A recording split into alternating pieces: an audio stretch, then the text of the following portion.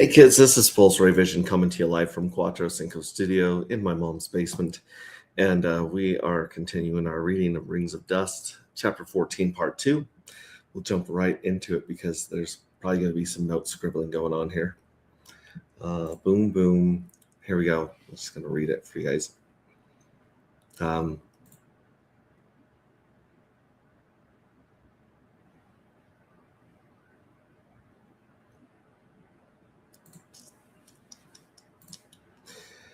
All right. He came out of it slowly. The bunk light hummed. Bitboy was still hooked around his ankle. The chip had not made a sound in either direction during the entire memory, which was not how Bitboy ever was unless he had been listening to the same thing Cole had been listening to. Cole had stopped trying to figure it out years ago, what Bitboy was actually picking up off him.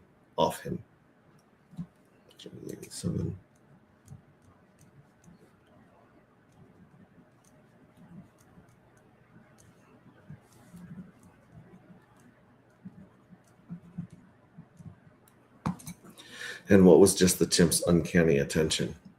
He let his hand stay on Bitboy's head for a moment longer. He stood up. Up, he said.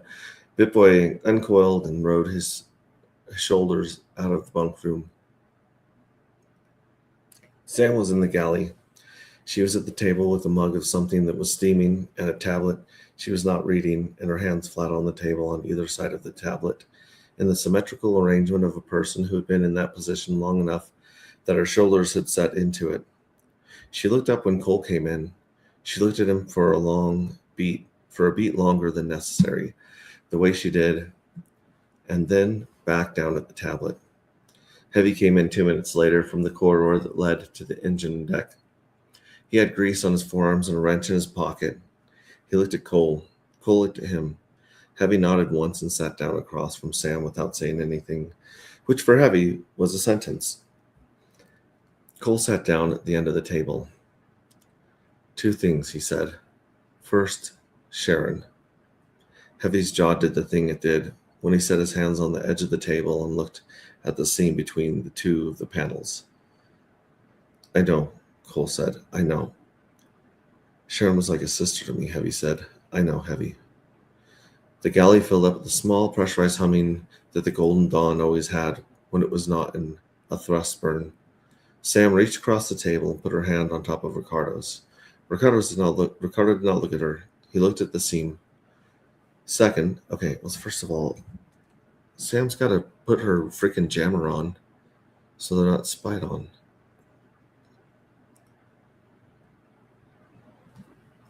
So around 4:11, after Cole sat down,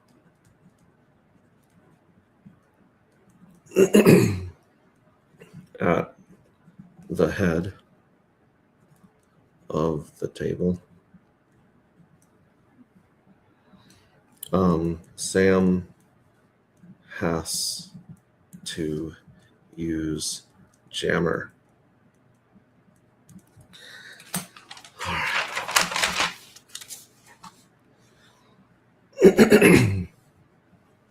Second, Cole said after a long enough.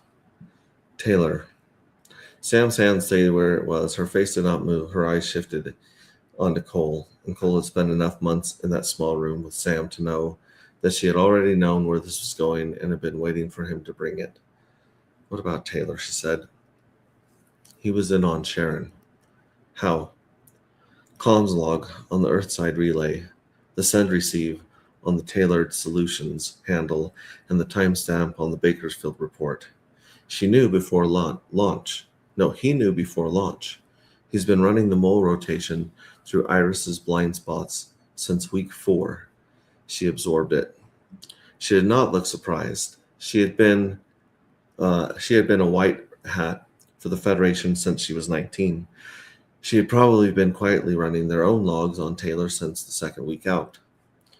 You want to confront him? Heavy said. He had not lifted his eyes from the seam. No. Saturn first. Heavy lifted his eyes. He looked at Cole. The expression on his face was not any of the expression of a man like Heavy had a name for.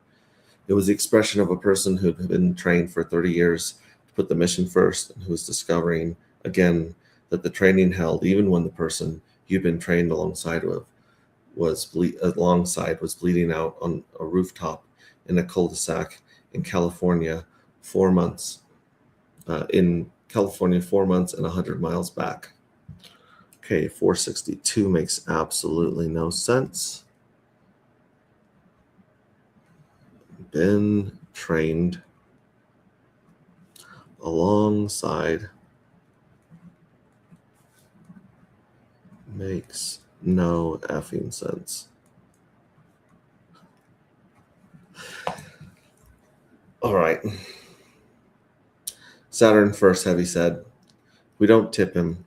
We don't change a single thing about how we behave around him.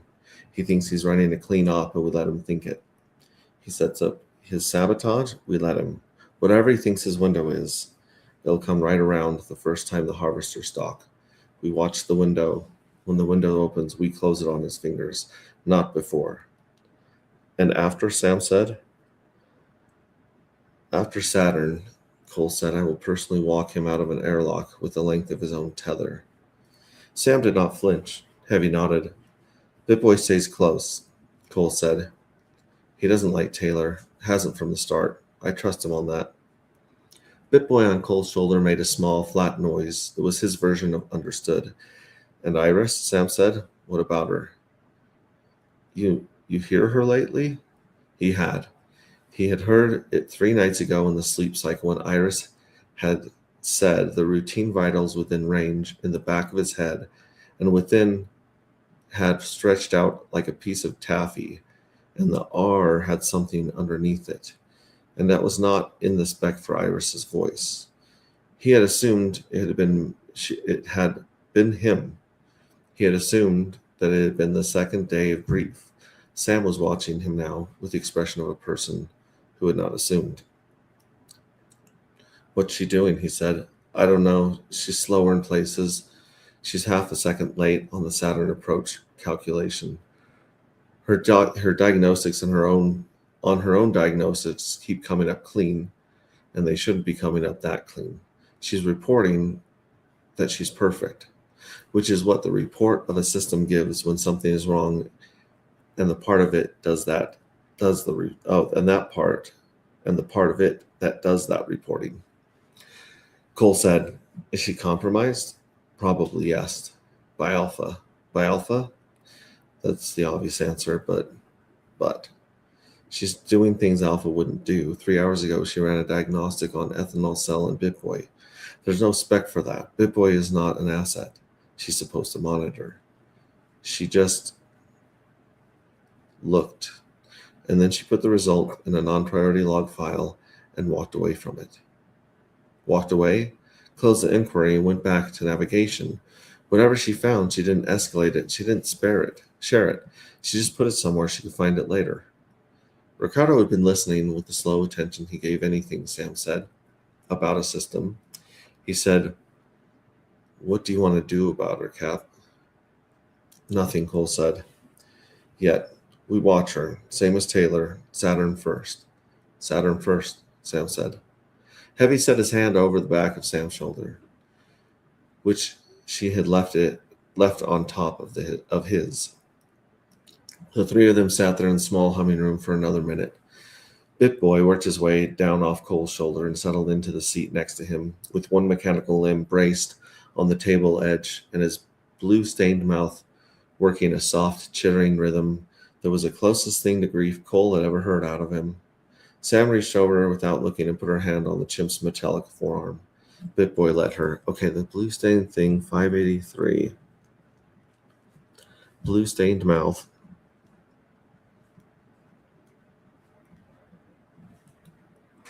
It is way too long for him to still have the blue-stained mouth. Blue-stained mouth at this point is dumb.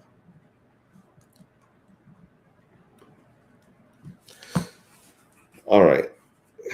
Saturn came up in the viewport at 21:12 ship time. Cole was on the bridge alone when it happened. He wanted it that way. He had told himself this was because the duty rotation worked out that way. But the duty rotation had been his to cut, and he had cut it the way he cut it. And he stood at the forward viewpoint with his hands clasped behind his back, the way the Federation had taught him to stand when there was nothing in front of him that his hands could fix. The rings did not come up the way textbooks said they would. The textbooks, which had been written by people who had ever seen Saturn through a probe lens, said the rings came up as thin disks that thickened over hours into a field of ice and dust. The rings came up that way only if you came at them from a polar angle. The Golden Dawn was on an equatorial approach by mission necessity because of the harvesters were salted across the B-ring sectors, and the rings came up edge on. Edge on, Saturn was a cold pearl with a knife laid across its belt.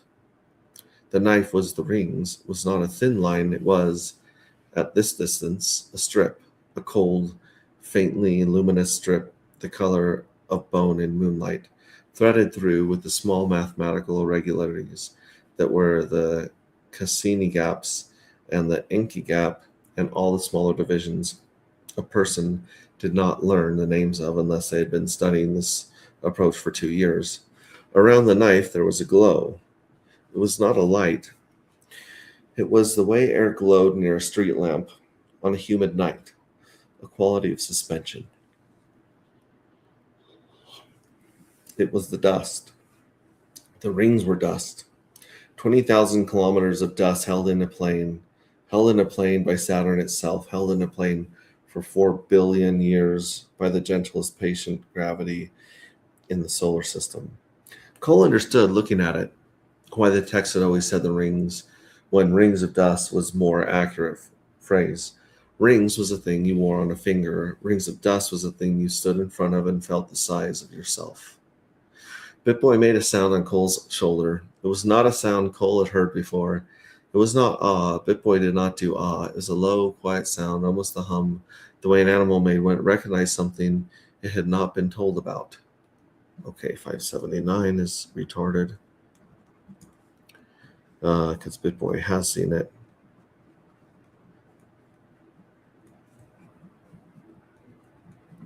The rings during the Polaris mission. The way an animal.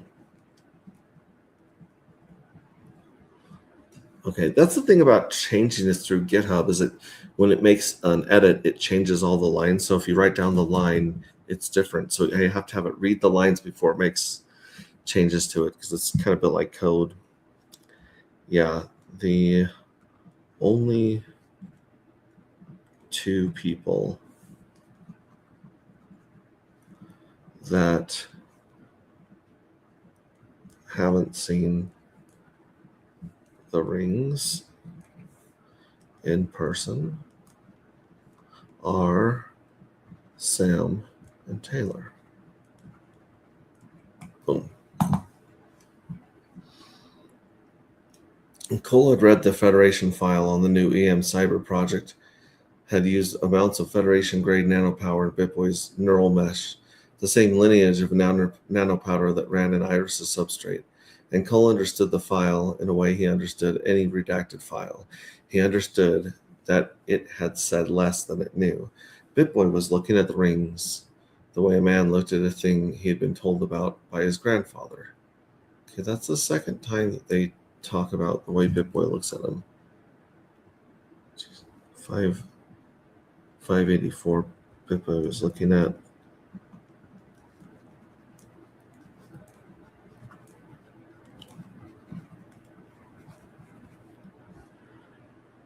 The rings.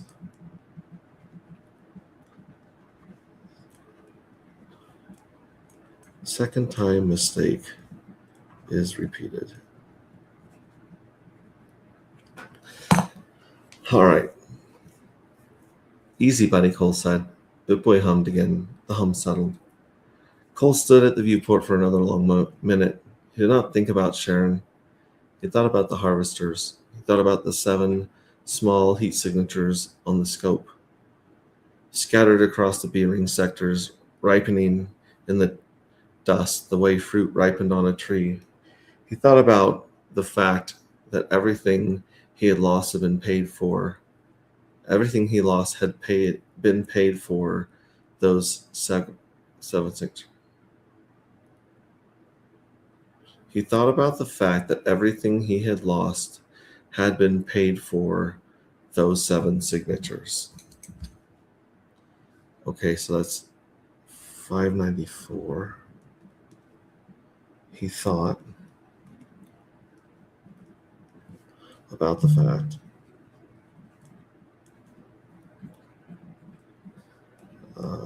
wrong grammar.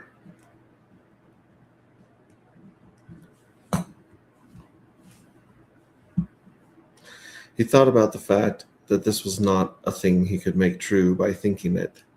It was simply the bookkeeping of a life that had certain entries on the debit side and certain entries on the credit side.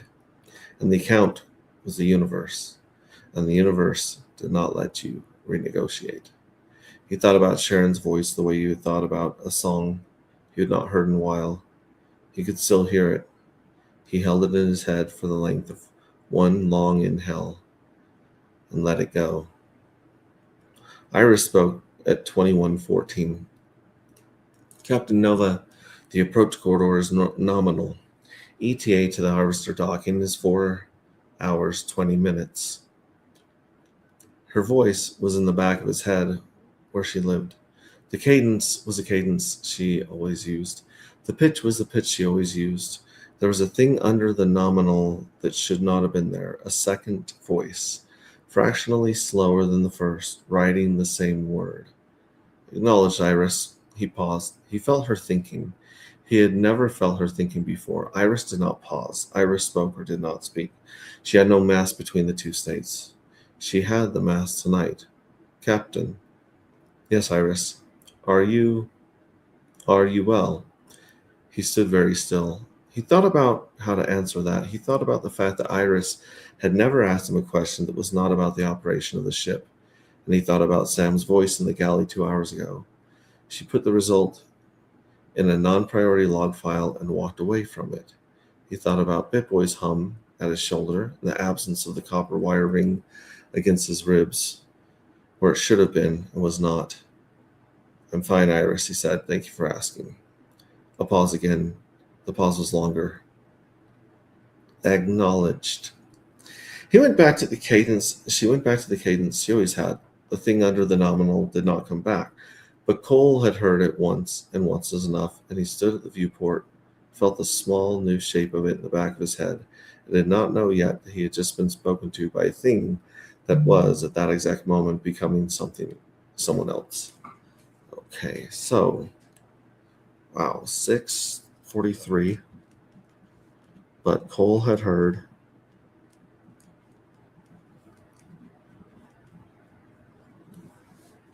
it once. That sentence sucks.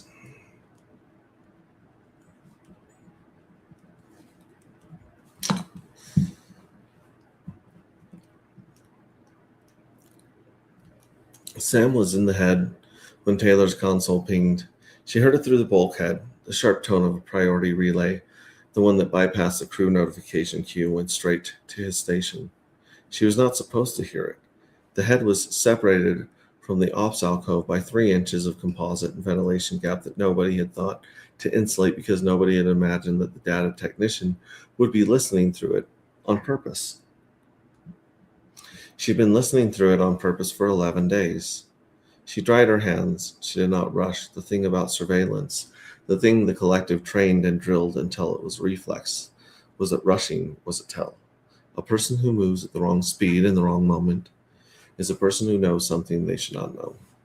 Sam moved at the speed of a woman who had finished washing her hands and was thinking about the coffee in the galley. She came around the corner. Taylor was at his console. The message was already closed. She caught the edge of the display cycling back to the nav overlay. The half-second flicker of a different screen underneath. His face was the same as it always was, controlled, efficient. The jaw set at the angle that meant he was processing something and had already decided what to do with it. Anything? She said casual, the voice of someone making conversation because the ship was quiet and conversation is what people did. Routine, Taylor said. She poured coffee. She drank it standing at the galley counter. With her back to him, she looked at the viewport, watching Saturn's rings in the distance. Still small enough to be abstract, close enough to be real. She thought about the word routine the way Taylor had said it. She had been studying the way Taylor had said things for 11 days, and she had learned the difference between Taylor saying something true and Taylor saying something he had prepared. The difference was in the consonants. When he was honest, the words came out slightly softer. Not warm, never warm, but undefended. When he was performing, every consonant hit its mark. Routine had hit its mark. She filed it. She said nothing. She drank her coffee. She thought about Ricardo in the reactor bay, asleep in the chair he had dragged in from the crew quarters because he said the hum helped him think, which was Ricardo's way of saying the hum helped him not think. She thought about the patch sewn into the lining of her duffel bag, the dark thread and the dark fabric, invisible unless you knew to fold the seam back and look. She thought about her apartment, the Pixies poster on the wall, the psychedelic prints she'd hung because nobody in the Federation had them, the familiar comfort of being out of place in a world of conformity and fine with it. She thought about the woman on the Meridian who was reassembling her transmissions from 3 fragmented bursts and building a picture of his ship that no one aboard could see from the inside. She was not alone on this ship. She had never been alone on this ship. Taylor thought he was the sophisticated one in the room. He had been wrong about that since before they left atmosphere. She set the cup down and went back to her station. 2 decks up, Taylor Glenn sat at his console and did what he always did, his job. The card had read Tailored Solutions. The man who handed it to him at the fraternity house had not given a name.